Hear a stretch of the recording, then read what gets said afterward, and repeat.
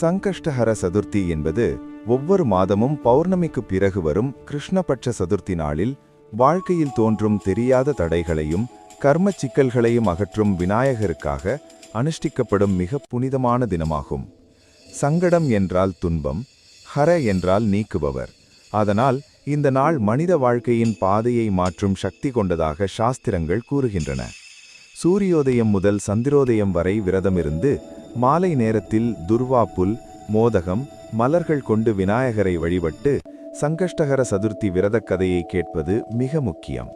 சந்திரன் தோன்றிய பின் அர்க்கியமளித்து மனமார்ந்த பிரார்த்தனை செய்தால் புத்திசாலித்தனம், அமைதி, செழிப்பு மற்றும் தடையில்லா முன்னேற்றம் கிடைக்கும் என நம்பப்படுகிறது.